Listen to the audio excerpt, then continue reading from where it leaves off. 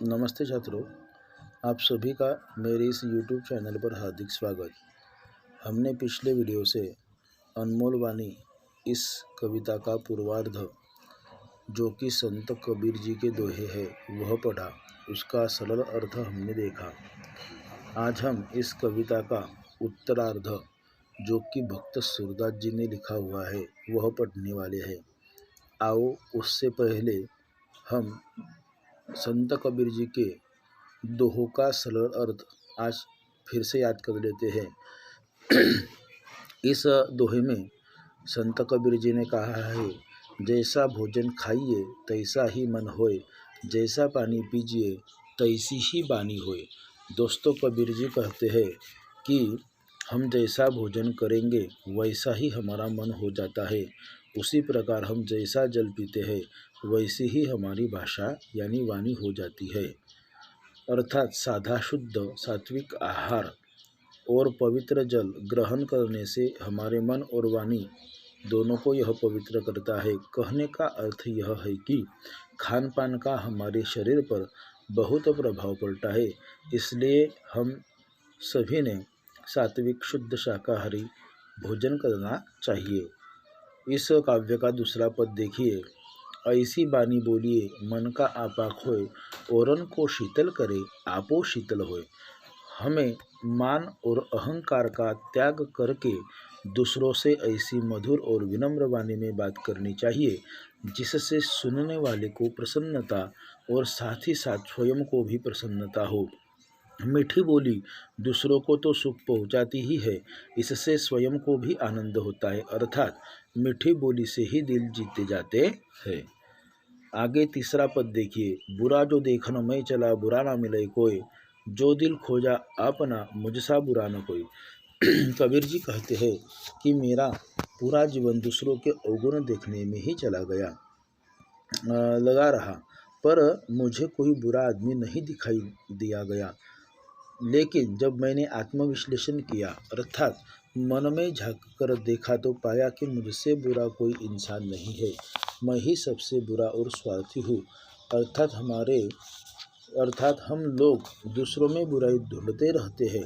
अगर अपने अंदर झांक कर देखें तो पाएंगे कि हम ही सबसे बुरे इंसान हैं।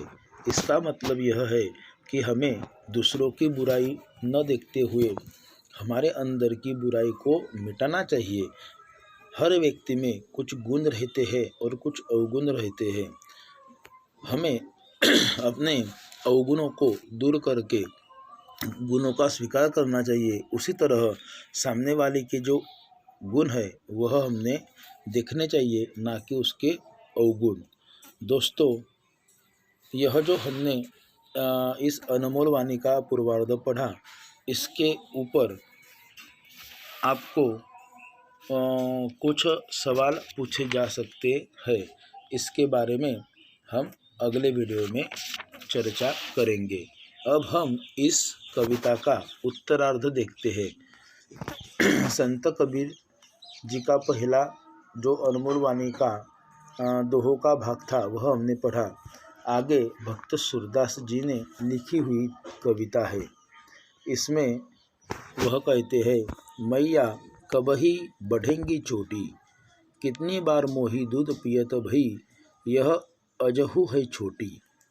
तू जो कहती बल्कि बेनी जौ, हवे है लांबी मोटी, काचो दूध पियावत पची पची देत न माखन रोटी। सूर श्याम चिरजिओ दोऊ भैया, हरी हलधर की चोटी। दोस्तों, बालक जो कृष्ण है, बालकृष्ण जो है वह माता यशोदा से बाल सुलभ वाणी में पूछते हैं, माँ मेरी चोटी कब बढ़ेगी? तुम तो कहती थी कि दूध पीने से मेरी चोटी बढ़ जाएगी। मुझे दूध पीते हुए बहुत समय हो गया, पर यह आज भी छोटी की छोटी ही है। तुम तो कहती रहती थी कि दूध पीने से मेरी चोटी, भाई जो मेरा है बलराम, उससे या फिर उसकी चोटी की तरह खूब लंबी और मोटी हो जाएंगी।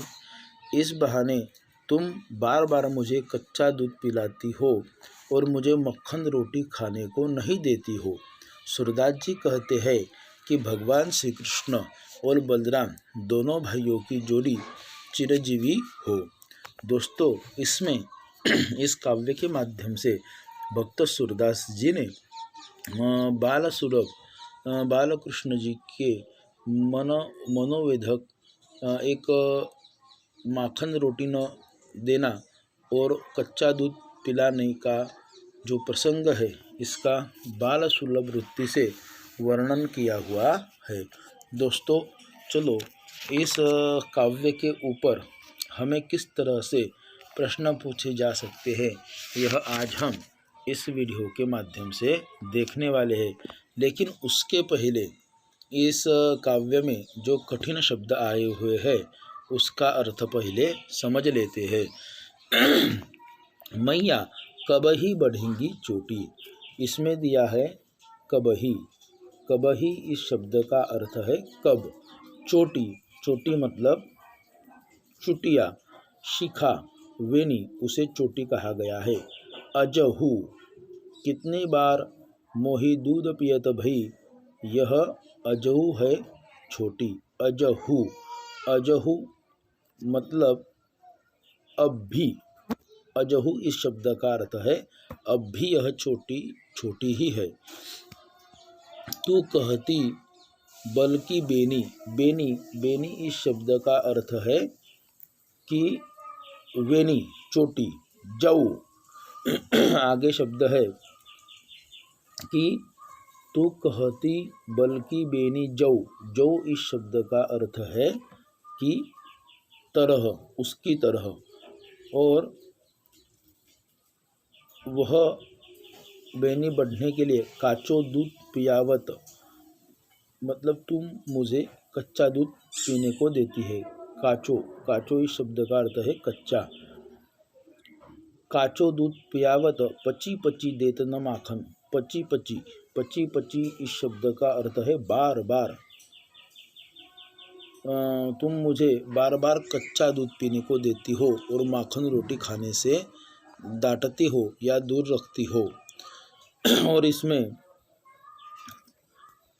भक्त सूरदास जी कहते हैं कि सूरश्याम चिरजीओ, चिरजीओ, चिरजीओ इस शब्द का अर्थ है लंबी आयु।